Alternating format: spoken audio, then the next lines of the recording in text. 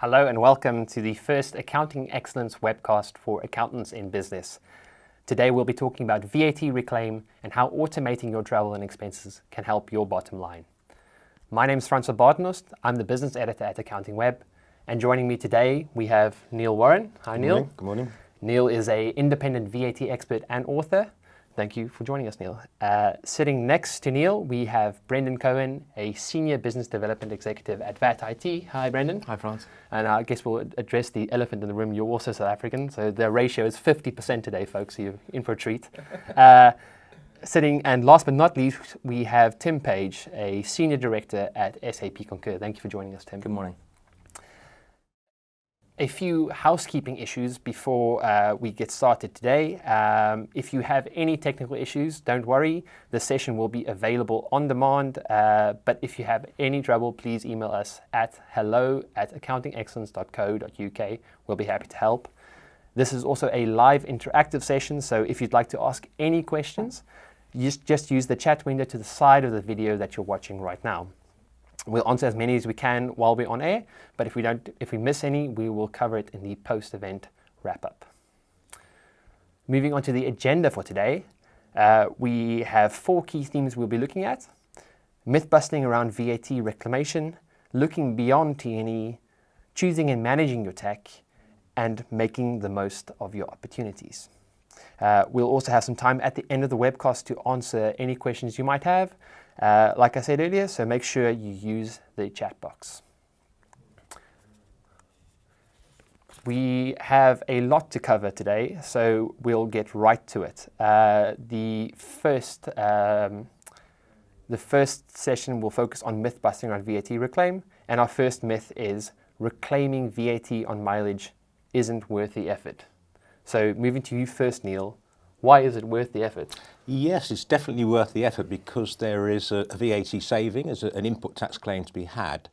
The key thing on this topic is that when a business pays, say, 45 pence per mile for the employee using his car for a business journey, you're not claiming input tax on the full 45 pence, only on the road fuel element of the 45, which in the case of a 2-litre car or greater is 22 pence including VAT. So a little example I worked at earlier, coming down on the train, is if a business car does 20,000 business miles in a year, the VAT to reclaim is £733. So it's quite a useful sum of money. So if you've got 10 cars, with sales reps doing journeys around the country, there's £7.5 grand to be had in that situation. The smaller cars, so less than 1400 cc, looking at 11 pence per mile, and between 1400 and 2000 cc, looking at 14 pence. The key thing is you've still got to retain petrol receipts to support the input tax claim. So the employees need to be very methodical, very disciplined to get their petrol receipts from the garage, keep those. They won't tie up to the amount of VAT being claimed, but they should be greater in total, because obviously the petrol receipts include probably some private journeys, and then you've met the 2 key requirements to get that input tax back and improve your bottom line. I suppose it's about these small amounts that seem to add up as part of a cohesive sort of process. Yeah, absolutely, that's right. It's all about focus and discipline and making sure the employees are aware that they do the claims properly. Home to office is not a business journey, so even if the company pay that particular journey, that is not for VAT purposes a qualifying journey, so home to office excluded, but other business travel, there is that opportunity, and as we said in the title, an improvement to the bottom line. To bring you in, Brendin, from VAT IT's perspective, what exactly are we looking at here in terms of cost savings and improvements to the bottom line? So obviously, as Neil said, it's a massive value add and huge cost saving, and it's definitely a recognisable asset on the balance sheet at the end of the day. So, cool. And Tim, from your perspective at SAP Concur, what are some of the challenges around mileage that you've seen? Sure.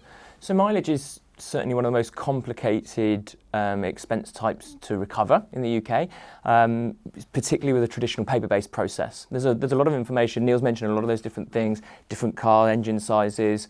You know, there's 10,000 miles to keep a track of. There's the fact that you may fill the tank up and have one receipt, but that may go against multiple line items of different business trips, coupled with some personal mileage to negate from that. So, you know, it is difficult. It's certainly a challenging process. A Vanson Bourne report from last year suggested that 54% of available VAT from mileage was actually not reclaimed by British businesses last year. So there's a significant amount of money left on the table, but it is hard to do, but it's probably worth it. Yeah, that's a very, very big stat. I mean, in terms of the amount of money that's being left behind. So we have, like I said, we have a lot to cover. So moving on to myth number 2, you can reclaim VAT on all travel expenses. That's the myth.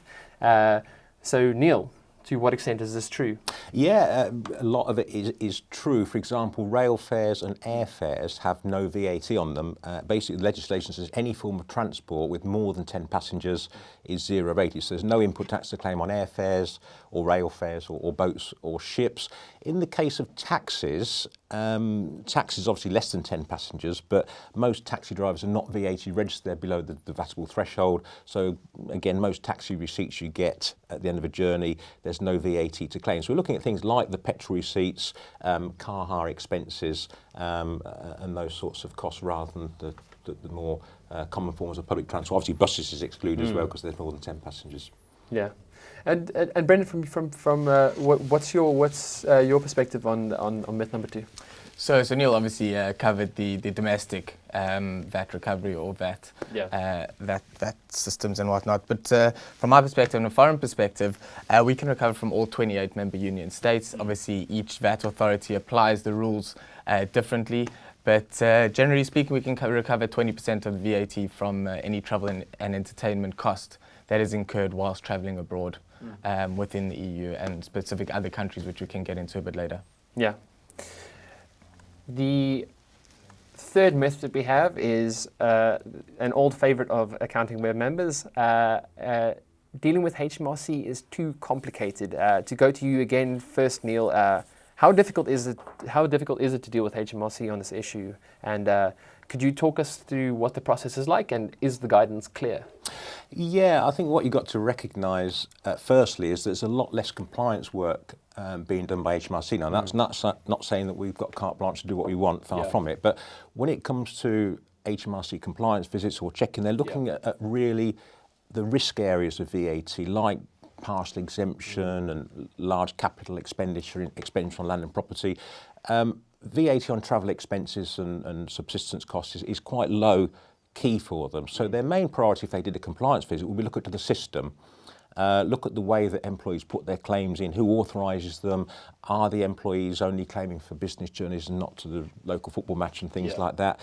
So if the system's tight for both the company and for the VAT audit trail, then that's normally where HMRC would come from. Hence why I say keep the petrol receipts, list the journeys properly, get the employees organised, and then things flow through. So it's low risk area, because obviously if you look at the total input tax on the VAT return for a small and medium-sized business, then the bit that relates to travelling, subsistence and other costs will be probably less than cost of goods sold or fixed asset purchases or land and building costs. So it's all about the system. And in terms of, like I said, the guidance from HMRC, is it fairly clear and easy to get a grasp of? Yeah, the Google nowadays sorts most things out. So if you type in your topic, say HMRC VAT mileage.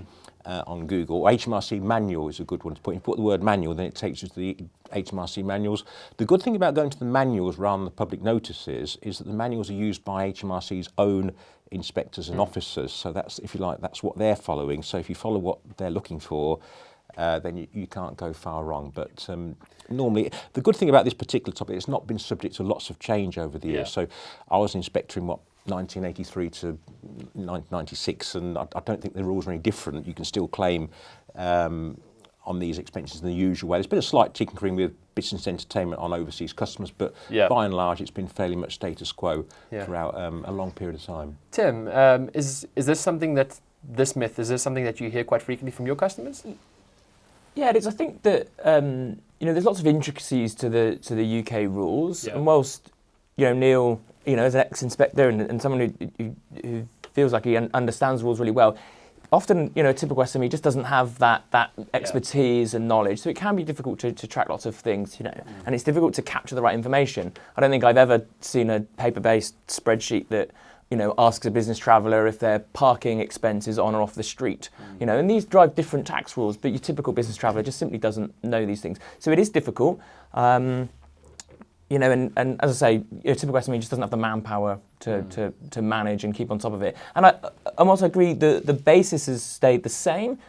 We do have a budget a couple of times a year, and VAT often does get some tweaks. So there are some changes often to rates. We've had the hot and cold food a couple of years ago, so the kind of George Osborne's pasty tax. It's created some additional, essentially red tape for finance teams to keep on top of. So it can be difficult. Yeah, and I suppose the thing that I often write about on AccountingWEB too is how the finance role has developed to become more strategic and kind of keeping on top of the nuances of VAT law, and then also the strategic function must be quite difficult. Yeah, absolutely.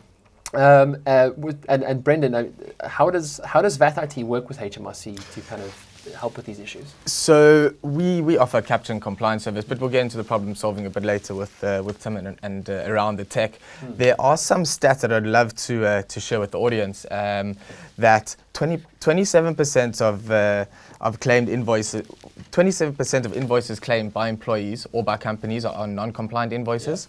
16% of invoices that are claimed are not even filed or captured, and 11% are in non-compliant format. So you're already losing out on 11% of your non-compliant invoices that you submit to HMRC. So I think down the road, this could lead to overclaiming penalties and a terrible reputation with the HMRC down the road. So we can discuss that a little bit further down the line. Yeah. And moving swiftly on, we have myth number 4, which is you must have the original paper receipts to meet HMRC requirements. Kind of sort of carrying on from the last myth, but I suppose, Neil, what's the chapter and verse on this? Yeah, there is this misunderstanding that you must have the original tax invoice to support an input tax claim. That's ideal. That's what you would hopefully want, but there can be cases where you've incurred an expense, forgot to get an invoice or receipt, and then you've tried to contact the supplier who's disappeared or gone on holiday to Spain, and you're left with a problem. The VAT, you asked for chapter and verse, Regulation 29 of the VAT regulations say that HMRC can accept alternative evidence to support an input tax claim as they instruct. And in their manuals, in the input tax manual, manual policy number 31200, they give a list of criteria of things they want you to be able to prove or show in the absence of a tax invoice, like how you paid the bill, have you got a copy of an order form, have you got evidence of what it relates to as far as your business is concerned. So you get a bundle of documents in the absence of a tax invoice, and you're okay. And bear in mind, of course, that with most of expenses on travel, if the invoice is less than £250, including VAT, you can use a less detailed tax invoice, which does not have to show the full details of name, address and things, just as long as it shows the VAT rate, what the goods are for, and the VAT number of the supplier. So there's a slight relaxation there. Yeah. Is that something, again, Tim, that you come across quite frequently? I think you're absolutely right. It's a misunderstanding, and we still hear it in the marketplace a lot. I think that really what HMRC are looking for are processes, guidelines, and ideally receipts. Those are the 3 core things. And they're absolutely comfortable with a digital image of a receipt now. That shift happened certainly a few years ago. And I wouldn't be surprised if we reach a point within the not too distant future where you'll probably need a dispensation to have a paper receipt, because I guess the HMRC inspector doesn't like trawling through a cabinet full of paper receipts, as dislikes that as much as the rest of us. That is the direction we're going with the tax system, it seems, in general. So it certainly makes sense. So that was the myth busting part, guys. Thank you for busting those myths for us. And moving swiftly on to our next section, which is beyond T&E. So 10% of a company's operating spend is wrapped up in T&E, but 55% is in their supply chain. This section will explore how you can think bigger than just think bigger about your company's data, and we'll be speaking to all 3 gentlemen here to get some clarity on that. Brendin, it's just coming to you first. Where do you see opportunities for foreign supplier spend VAT reclaim? So I'd love to touch on, there was a recent automotive show in the Geneva Motor Show that recently happened. Now, when an automotive manufacturer from the UK had to exhibit, they're going to incur quite a lot of costs in terms of space, sponsorship, marketing costs. They're going to be employing companies, local companies, to erect their stands. And obviously, naturally, they're going to be incurring T&E costs as well whilst over in Geneva or in Switzerland. So those are generally the AP or accounts payable costs, supply invoices that will be incurred abroad that we can look at. And Neil, what about viewers who are employing subcontractors? Yes, there is a little bit of an opportunity here. I used to work for a flooring company that had a combination of direct labour on the payroll and also subcontractors. And a lot of the work we did was outside of our main base, which was actually Luton, and we're doing work in Derby and Nottingham. And what the VAT rules say is that if the company pays for subsistence expenses for employees and subcontractors in the same way, so in other words, they put everybody up at a hotel and pay for everybody's dinner, evening meal with a supplier invoice from, say, the Hilton Hotel or Travelodge, then you can also claim the VAT back on the subcontractor costs as well as the employees, which is against the normal VAT rules that free hospitality to non-employees comes as entertaining and is input tax blocked. You can't claim VAT on the travel costs of the subcontractor. They should invoice them to your business as part of their fee, so their fee plus the travel costs. But there is this opportunity with subsistence costs that if you treat the employees and the subcontractors in the same way in what you allow them to claim, then you can get the subcontractors VAT back as well, which is useful for building related businesses and probably IT businesses where you've got this cost going out. And I know it's been raised on the site before, and it's a point that you've raised with me on the phone as well, Neil, is the whole point around subsistence versus entertainment. Could you explain a little bit about that? Yeah, I'll give you another example again, because this one, it can be a little bit of a grey area. If you've got a business based in Manchester and an employee who lives in Manchester meets a client down the road for a nice meal, then basically the purpose of that meal is to entertain the client, so therefore all of that input tax is blocked as linked to hospitality and entertainment, so no claim. But if the employee goes, say, from Manchester to Birmingham, away from base, then you can argue quite legitimately that half of that meal cost, i.e. his meal rather than the customer's meal, is linked to him being away from business, and therefore he can claim that under subsistence as opposed to disallowing under entertainment. So when it comes to entertainment, that's defined as free hospitality for a non-employee, so that obviously includes customers. Sometimes people say to me, how far away do you need to be from your office before you get subsistence? And the answer I always give is 5 miles. There's no legal basis to that, but when I worked in customs back a long time ago, if we were more than 5 miles away from when we did an inspection, then we used to get our £3.20 a day lunch allowance. So if you get in your car and you get to 4.8 miles, you go round the same roundabout about 10 times just to go over the 5, and then you get your £3.20. So I say to clients and accountants, if you go over 5 miles, HMRC hopefully won't challenge it, because that's what their officers get when they work away from their offices. Yeah. This is a point that also goes beyond 5 miles, very much so, which is how does this change when you're abroad, Brendin, which is something that you guys deal with quite a lot. Yes, so as I mentioned, obviously a lot of the services that are incurred whilst over into foreign territories or foreign jurisdictions, a lot of them are recoverable. But like I said, VAT authorities do apply the rule differently. But generally speaking, 20% across the board is recoverable from a service perspective. So meal, hotels, restaurants, obviously meals, taxis, etc. Yeah. And Neil, I suppose with the whole thing around subsistence and entertainment, I mean, this is now an example of something where you say it's not necessarily like a legal basis around it, but is this area sort of dogged with these sort of like misconceptions and rules of thumb? There can be some tricky issues. I used to act for another client who used to have a box at a football ground where we used to have 10 seats per game.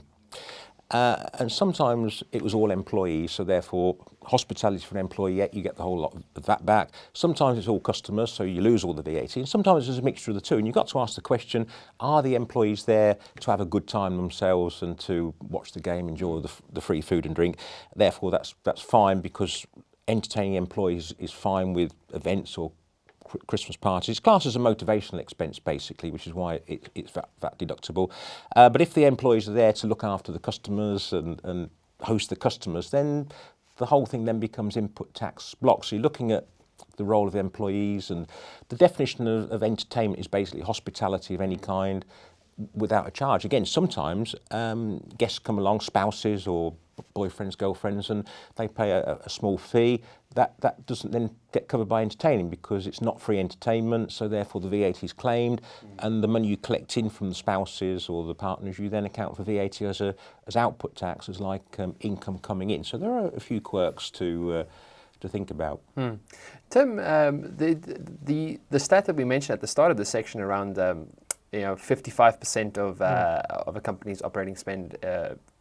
55, operating spend is in the supply chain. It's quite reminiscent to that Vance and Bourne stat that you mentioned in the first section, and again it touches on the sheer amount of money that's locked up in this. Yeah, sure, and I think there's been some really good examples of different kind of spend categories, and I think when we think about expenses, you think about that spreadsheet and your sales guy putting their receipts against it, but actually there's a whole load of spend that can come into the business in other means. And what we actually see is quite regularly is that spend, 1 month can appear on an expense report, and that same spend category, almost with the same supplier, can sometimes come as an invoice directly into the business. So that just adds a different challenge to the organisation to be thinking, well, actually it's the same stuff, it's the same spend, it's the same spend categories. Yeah. You're just having to manage it in different ways as it flows into the business. So really it's about, for organisations to think bigger than the spreadsheet or the expense report, to think about spend. How are my people spending money? Are we capturing the information accurately and compliantly? And I think those are the bigger things to think about. Yeah. And just like another reminder, this is a live session, so if you have any questions, just do shoot them through Cover It Live. We will have a section at the end where we will answer as many as we can. There's a little slide thing here. The next section is very much Tim and Brendin's specialty, which is all around choosing and managing tech. Well, it seems that we have some trouble with the slide, so apologies for that. So it's all around choosing and managing tech, guys, which is very much your home field. With all these intricacies, and obviously, like Neil's touched on a few of them already.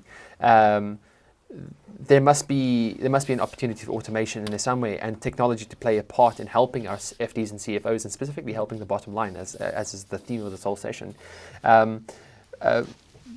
So firstly, Neil, I guess just from the actual technical nitty-gritty point of view, what do these solutions that Brendin and Tim's companies offer? What do they need to do in terms of the technical tax, from a technical tax point of view?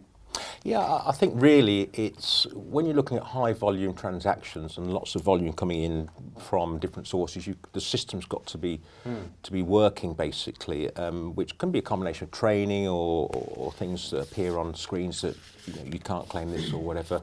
So it's really all about the system guiding the people who are incurring the expenses or posting the expenses on the system, or however they get into the system, and making sure, for example, the right codes are used, because if, for example, you code something subsistence into entertaining, then it's going to distract things, because entertaining we think is no claiming VAT. In most cases, subsistence we can. So correct nominal codes is important, and to get them into the right categories, and then the IT system hopefully helping that objective as far as possible. I mean, in terms of, this is again something that we've spoken about in the past, in terms of intricacies like partial exemption, which is of course like a big issue on the site. Yeah, absolutely, that's right. We've been talking so far about either claiming all the VAT or none of the VAT, or unless it's like a mixed cost for subsistence and entertaining. If a business is partly exempt, with exempt income, not zero rate, but exempt income, then we've got an input tax restriction on costs that directly relate to the whole of the exempt activity, and also a restriction on overhead items and mixed costs as well. So we're putting the VAT into 3 different categories: wholly claim, wholly not claim, and this mixed residual, we call it in the world of past exemption, where you get some. And again, the systems have got to be able to deal with that with probably different VAT codings, and to making sure that we claim the right amount of VAT. My experience is people tend to underclaim. So we're not sure, is this an overhead or is it an exempt cost? We'll play safe and claim nothing. So it needs assertiveness and and the IT system to help as far as possible in that direction. Partial exemption is always one of the tricky areas of VAT. Yeah. Tim, how do we see the changing face of like modern technology helping with these intricacies that like Neil's mentioning them here? We talked a lot about some of these different challenges, whether that's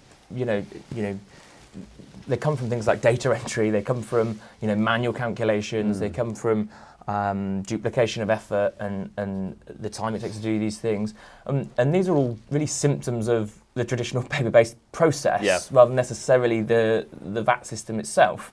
And what you end up with those kind of systems is highly trained finance professionals often doing little more than correcting errors or chasing down salespeople for an actual VAT receipt in the first place. And this is a common problem across a lot of businesses, and it's not really value adding to that business. In terms of modern technology today, we've seen a real shift. With tablets, smartphones, apps. Cloud computing has kind of revolutionised how businesses operate today. Cloud computing and mobile technology specifically has made best-in-class applications are really now available and accessible to even the highly cost-conscious small business, which years ago that just wasn't available. So that's a real opportunity for businesses in the UK to get access to these things and fix some of these problems pretty easily. What are some of the wider considerations that when we're evaluating this kind of technological change? Yeah, the first thing I would say is make HMRC happy. I talked about what are they looking for. They're looking for processes, guidelines, and receipts. At a high level, shifting onto an online system, gives your HMRC inspector the confidence that you're managing and tracking expenses in a responsible and hopefully compliant way. So that would be your absolute baseline. And really, there's technology today where those rules, those regulations, the VAT rates, should really be, and actually HMRC best practices should already be pre-configured into a solution. So you don't need to be that VAT expert to help configure the system. Really, those things, technology should be able to bring those things by default to your business. When you look beyond that, it's really about how does the information come into the system. So make it really easy for the business traveller to do the right thing. Ask them the question: is this parking on or off the street? Give them an app where they can simply take a photo of a receipt, and at the point whilst they're on the go, at the point of purchasing something, whether that's a big ticket item or whether it's a coffee at Starbucks, they can snap that receipt, and the technology should extract the information they need and actually fill out the expense report for them. This makes the business traveller happy, and it obviously makes finance happy as well because you've got accurate data and a digital receipt attached at line item level. We've talked a little bit about the broader aspect of spend coming in on the supplier invoice as well. So, thinking a little bit beyond the spreadsheet, think bigger, think, are you capturing all areas of spend? That's certainly something I would consider. And then finally, is the technology part of an open and connected ecosystem? Bringing other technology, making other technology available to you. Prime example, in this conversation is the technology already, integrated with best-in-class, foreign VAT reclamation services that can even manage and all of your international VAT reclaim for you. So those are some of the things I would certainly be thinking about when looking at change in your business. Brendin, VAT IT has quite an interesting arrangement with SAP Concur, and I suppose a question that strikes me is how can these different technologies in the sector work together? So basically, it's from SAP Concur side and VAT IT, it's a match made in heaven. From the automation of expenses through SAP Concur, we have developed proprietary software in our VAT cloud, where we integrate and extract invoices directly from the client system. Now, with that in mind, with this proprietary software, we have our algorithms, our rule engines, optical character recognition software, which scans over the image, obviously transfers it into text. And we're really able to automate the full recovery solution with the help of SAP Concur. So it's sped up the time, taking the admin burden away from the client, and really letting them focus on their core function of the business and not necessarily dealing with the tedious time-consuming processes of VAT reclamation, like we said. And the great things about services like Brendin's is when we're talking to so many businesses out there today, and we talked a lot about the kind of intricacies, primarily the UK VAT system. You know, again, for a typical SME, they're barely getting that right in the UK, and then as soon as they start opening up markets, you know, expanding internationally, you know, the vast majority of businesses don't even bother trying. Yeah. So, you know, a service that can just lift that process out of the business and get it right for you without you having to do anything, you know, that's one of those easy things for business to do. Yeah. Yeah, and I suppose, I mean, we've spoken a lot about the cost savings that these technologies can give, but I mean, it's also, I suppose, about like unleashing your ambition in terms of your strategy not being inhibited by just a desire just not to deal with any kind of difficulty or intricacy. Which is something that we've seen with the VAT threshold, Neil, in regards to businesses just not wanting to deal with it, and I suppose technology has a role in kind of simplifying and making it a bit easier. Yeah, that's right, absolutely. The VAT threshold's been reviewed at the moment, and who knows, it might come down to £25,000. But no, the times are changing. I've got a couple of clients who apps was mentioned, they keep their records on their phone, and then they press a button and the VAT return just gets whipped off, and it's so, you know, the word spreadsheet is almost like becoming a little bit ancient. So the times are moving forward very, very quickly. Yeah. Which means a changing role for accountants and a changing role for VAT specialists, and you know, to make the most of these opportunities. So yeah, very different. I remember when I started back in the 80s. I keep saying I feel like I'm sort of like the old quick to Fred True in my day, but I remember when I first started doing VAT inspection mid-80s. If you turn up and a business was using a computer rather than manual records, you had to withdraw and get a special officer come along to look at this computer, who'd done 3 weeks training, and he was then an expert. You know, and now it's sort of time to move forward, and we'll continue to move forward, and a lot of the software is absolutely first class, and the opportunities, so exciting times. How does that sound to you, Tim? Is that something that you guys would have done well in? Or? Well, we would agree with you. Yeah, so thank you so much for that, guys. In terms of, so making the most of the opportunities at hand here, which is, I suppose, the main crux of this whole webcast in terms of how this can actually improve your bottom line and get cash on the table in terms of VAT reclamation. Tim, again, I suppose it's something that we touched on a little bit earlier, but I suppose we can expand on it again.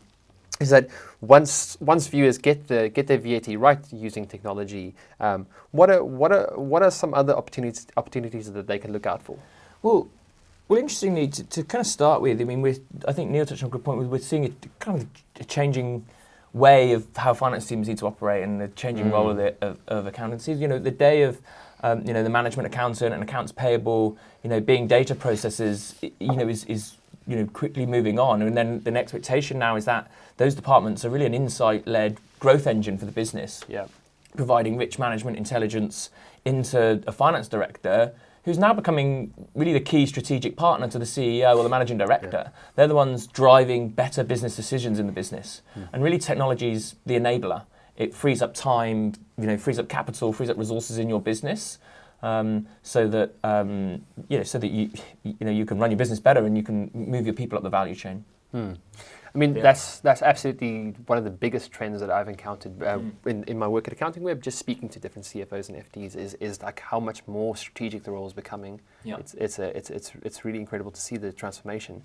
And I mean, how has greater visibility of travel and expenses added to your clients' businesses P&L? Do you have any tangible examples? Yeah, absolutely. I mean, we see, some of the things we've talked about, in automating some of these processes, it saves your business traveler, it saves your approvers, and it saves your finance team a whole bunch of time. Yeah. So that's great, and it frees people up to move up the value chain. It improves, workforce productivity. But there really is, you're absolutely right. There's some real hard cost things that hit the bottom line as well.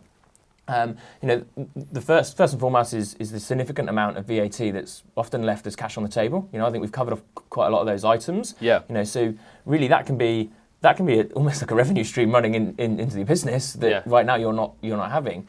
The other big area is just by getting better visibility and control of your travel and expense processes. What we typically see is our customers are actually reducing the amount they're spending on T&E, often by between 9 and 12%.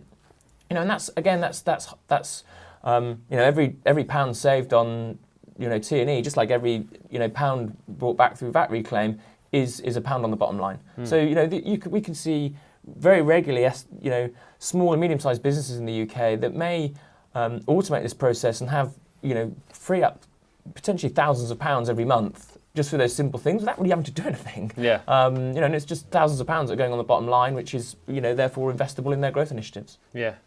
And Brendin, what are some of the cost savings that FDs and CFOs are missing out from your perspective? So from value proposition point of view, implementing SAP Concur as an expense management platform, and obviously making use of an outsourced VAT provider in VAT IT, the return on investment on that is that we will essentially be paying for their system. So that's one of the things that they need to look out for. And I think Tim's touched on absolutely everything with regards to freeing up the CFO and FD's time to focus more on the core function of the business and not deal with the nitty-gritties on a day-to-day basis. What do you see as the ancillary benefits aside from the primary benefits here, Tim? Is there a data element that can have a positive impact on other parts of the business? It's a great question because we see it all the time. When organisations are evaluating change, they look at hard and soft cost savings. How much time are we going to save? How much money are we going to bring back into the business? And that's great, and it will deliver those things. But actually, when we go back and we speak to our customers, which we do on a regular basis, I love those sort of annual reviews where we go back, how much have we delivered against that business case? How many times over have we done it? And actually, what we often hear is those finance managers, finance controllers who've perhaps driven change in the business, beaming about how they've seen an improved employee engagement across their sales force. Happier business travellers who are reporting, that it turns out that filling out the expense report was one of the things they disliked the most about their job. And finance are the heroes who've brought them something that's made their jobs better. So those are the kind of softer things that we always hear from our customers. And so I think it really does touch so many parts of the business. Yeah. That it can make a real difference to some of the perhaps less expected elements and benefits. Definitely, and I suppose there's also an element for someone who works in a finance team who is quite ambitious and wants to be involved in those strategic conversations in the business. Yeah. You need that grounding in the actual nitty-gritty data of the actual how the business runs. When you're thinking about change, when you're evaluating what the opportunities are, where do you look? What's your advice in regards to that? There's a lot of different technology available in the marketplace. Like everything we look online, we look to good source of information, like AccountingWEB and other industry areas of expertise.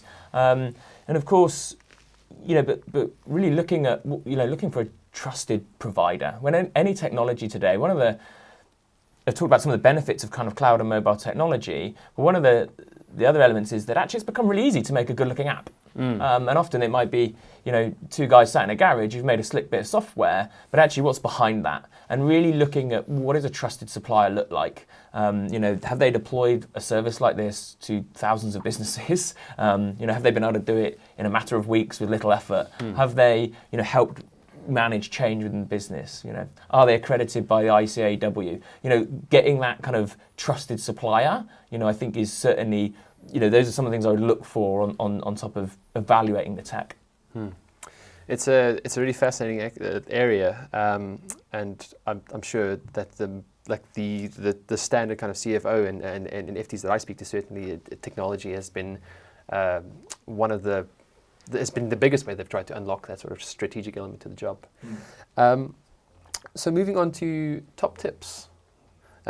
We've asked all three our panelists to synthesize one point that you can take away from this webcast, and we will go to Neil first. Neil, what's your top tip? Yes, it might be that during the course of this session, some of the listeners have picked up they've underclaimed input tax on mileage or subsistence or entertaining overseas customers, which is something I didn't mention, but you can claim for overseas customers you entertain at business meetings and things. And they're probably thinking, what happens on our past VAT returns, which we've submitted to HMRC and not made these particular input tax claims, and therefore we've effectively overpaid our VAT. Just to highlight, when it comes to past VAT returns, you can go back up to 4 years to correct errors. Once it's over 4 years, you're out of time and you've missed the boat. So as we speak today, which is March 2018, you can go back to VAT returns today, March 2014 and later. As far as then claiming that VAT, if you're a small business, then if the figure is less than £10,000, then you put it on the next VAT return, which probably in most cases, but what we're talking about will be less than 10,000. A bigger business can go up to £50,000 on the VAT return, as long as the figure of VAT involved is less than 1% of their outputs figure, their sales figure, in box 6 of the VAT return they're correcting. So if, for example, their quarterly sales on their March 2018 VAT return is 2 million, then they can correct up to 20,000 of under or overpayments, the net under or overpayment, the one figure on the next VAT return. If it's greater than those parameters, then you need to do a disclosure to HMRC using form VAT 652, which goes off to HMRC in their London office and is dealt with as a separate claim. So an awareness of the 4-year time limit, it works both ways. So if you've underpaid your VAT in the past on something, then it's still, you've got to go back 4 years and correct it. It's important to correct when you identify these errors, because if you get a VAT visit and HMRC find the error, then it comes more into penalties. If you disclose an error yourself with full disclosure, unprompted, tell HMRC about it, the underpayments, then you'll almost certainly get a zero penalty and just pay the VAT back. So 4 years is the key time window for past errors on VAT returns. This is we've actually have a question here from Tom Brown, which is now actually you've just prompted a response from the audience here. This is for both you and Brendin. Is this from Tom Brown? Hi Tom. Neil, Brendin, is the 4-year restriction for domestic and foreign VAT? No. So the statute of limitation in the UK states that we can obviously retrospectively look 4 years back for domestic, and then if you'd like me to touch on the foreign deadlines as well. Generally speaking, we're looking at values incurred from January 1, 2017 up until December 31 of 2017. And then the EU VAT authorities give you an 8-month grace period in which to recover that. So that deadline will be coming up in September of this year. Just to give an example, that was a VAT case about 3 years ago, a company called PPIG Limited, PPIG. The managing director was a mechanical engineer. It's one-man business. He incurred a lot of VAT in Czech Republic and Italy, mainly on our hotel bills and vehicle hire costs. And very naively, he put all those expenses on his UK VAT returns and claimed input tax in box 4. This was between 2010 and 2013. He had a visit in 2014 by HMRC, who correctly disallowed £67,000 of input tax on this foreign VAT put on his UK VAT return, which was correct. They were right to disallow that. But of course, what that meant was he'd missed the time window for most of those years under this 9-month rule, and he was left then with a cost. He couldn't go back 4 years and claim from the EU system because, as Brendin says, you've got this 9-month window. So that he lost £67,000 of VAT through lack of knowledge and thinking that you could claim foreign VAT on UK VAT returns. So a costly lesson to him. Returning to top tips, Tim, what's your top tip? I think, if you're thinking about change, Yeah. however small you are, think big. The humble expense report touches so many parts of the business and can help you run your business better in probably a lot more ways than you think. And obviously we've touched on VAT reclaim, but productivity across all of your business, and if you can improve employee engagement while you're at it, then that's got to be a nice thing to do. And the great thing is, it's really easy to do today. And Brendin, what's your top tip for us today? So I'd obviously like to leave you all with a quote by Bernard Shaw, and it's progress is impossible without change, and those who cannot change their minds cannot change anything. So we're in the technological age, and I think companies are a little bit hesitant to change, but I think going forward and making use of SAP Concur and the ecosystem that they do have that we are involved in really drive change and bring the return on investment that comes with it. Great stuff. Thank you so much, guys. I've just been monitoring the Cover It Live. We actually have quite a lot of technical questions and technological questions, so it's a very exciting time for you guys, I'm sure. I'm gonna ask the questions generally, so if you feel most comfortable to answer it, go ahead. We actually have one here, Neil, and I think this is very much in your court. This is from Jana, I hope I'm saying that correctly. Could we have an overview regarding input VAT on leasing of cars and equipment, renting of IT equipment? What are the rules? Yeah, input tax on leasing of cars. The UK's got a special derogative from Brussels that you can claim 50% of the VAT. So if the invoice per month is £100 plus VAT, 100 plus 20, then you claim 10 back, and then the other 10 covers the private mileage.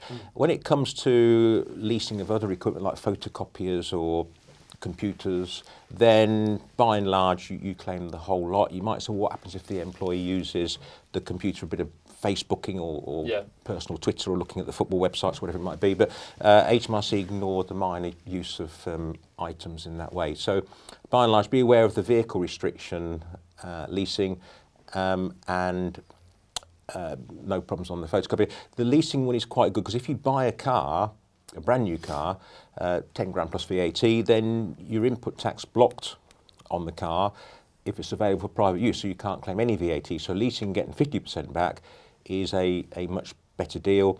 The only time you claim input tax on buying a car is if you're a car dealer or you're a taxi business or driving school or hiring out cars as a business, or it's a genuine pool car that's not available for private use. So the 50% concession on leasing is quite generous. There's another question here, and it stems from something that you said earlier, Brendin, around the optical character recognition element of VAT IT, and in terms of being able to scan receipts and so on. This is from EA. He asks, if we have digital records of a receipt, do we still need to keep the original paperwork? So within the 8th directive legislation, it says that we can use PDFs and copies. So yes, that's more than 100% fine to keep the digital receipts. Often companies do have that scan and destroy policy, and obviously moving forward digitally, the VAT authorities have to make concessions for that. And carrying on the receipts side, I suppose again this for you, Neil, where do HMRC stand on receipts, invoices for employee hotel expenses? Should the supporting documents state the company's name? Yeah, again, there's a myth that if you go into a hotel, so let's take my example, Neil Warren, my company is Warren Accounting Services. When I go into a hotel, the booking is normally in my name, invariably, and I pay the bill person on debit card, and then I claim it back off my company, so the hotel invoices me personally. And there's a myth that, if that's the case, then you can't claim the VAT because it's not made out to the company. That is not the case. As long as it's a genuine business trip for business purpose, you've got the VAT charged by the hotel, the person it's made out to is clearly an employee, then you can get the input tax without any problem. Because I know that's quite common. A lot of employees like them in their own name because they get various points from debit cards and things. So, no problems if it's made out to the individual rather than the company. Yeah, it's. I must say the cover at Live has been absolutely abrim with technical VAT questions. I suppose it just shows how complex the area is and how much of an appetite there is for this. There's another question here. Can I claim VAT on a receipt with a VAT registration number but no VAT rate breakdown, i.e. from a restaurant? I was once told you can't claim VAT when staff purchase a coffee or a snack in a cafe or lunch, and that only breakfast and dinner are allowable. Many of our sales staff go to cafes and use Wi-Fi and have to buy a coffee to sit on the premises. Can we claim the VAT? Yeah, I don't see any problem with that. So what I think they're saying is that if you get a receipt that says £10 including VAT, and it doesn't say £8.50 plus or £8.40 plus £1.60, whatever the split of VAT and net figure, then yeah, again, it's one of these things where a common sense approach is needed. Business purpose, meeting in Starbucks or paying for Wi-Fi, evidence of having paid VAT, genuine business expense, then common sense, claim it. Brendin, what about entertaining foreign clients in the UK? Is that something that you can answer to? I think, Neil, so entertaining foreign clients in the UK, if it's domestically, if I'm not mistaken, Neil, we can recover that through HMRC. Yeah, there's a slightly strange wording, VAT notice 700-65, that it actually says as long as the entertaining is not excessively lavish. So if you're taking an overseas client to the horse racing at Ascot for the Derby Day, then you can't claim that back. Yes. If you're taking them out for a meal to discuss business and putting on sensible food, then you can. So there's that sort of slight, but in principle, yes, there is that opportunity for overseas customers. And someone said to me a couple of years ago when I was doing a similar event, is Scotland classed as overseas? The answer is no, even though they were trying to get independence at the time. Psychologically, maybe. So it's outside of the UK, basically, yeah. Yeah, so it's actually something that you touched on there. Is there any limit per employee when it comes to like a restaurant? No, the direct tax world, I think have this limit of £150 per head at sort of like the staff Christmas party, and then P11D kicks in, which is beyond my expertise. But no, the good thing about VAT is that if you, for example, go away on business and you stay at the Hilton Hotel, for 5-star, or you stay at a local B&B, then that's a commercial decision, and there's no VAT restriction, or you can only claim VAT on the first £50 a night or something. Same with restaurants. If you go and have fish and chips at the local lorry driver's cafe, then that's a choice. Or if you have a 5-course meal at somewhere Michelin restaurant, then again that's a commercial decision. So as long as it's a business purpose, you get the VAT receipts, you tick those boxes, then whether it's 50 or 150 is not relevant. These are some fantastic questions. I am conscious of the time, so thank you so much for attending, everyone. I'd like to thank my guests. Neil, thank you so much for joining me. Brendin, Thank you. Thank you so much. Tim from SAP Concur, Thank you so much, guys.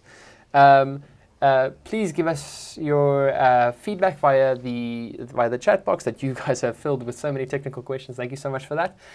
We will be sending out the on-demand video over the next couple of days. You'll also receive a written write-up of today's session, and use links on this page for further information, and keep an eye on accountingweb.co.uk for more coverage to come. Also a reminder that the Accounting Excellence Awards are now open for entry. We have categories in practice, software, and the new finance category, which is why we are doing the webcast today. You can get your entry started at www.accountingexcellence.co.uk. We hope to see you enter. All entries must be submitted by 20th April 2018. Thank you so much for joining us, guys, and have a good one.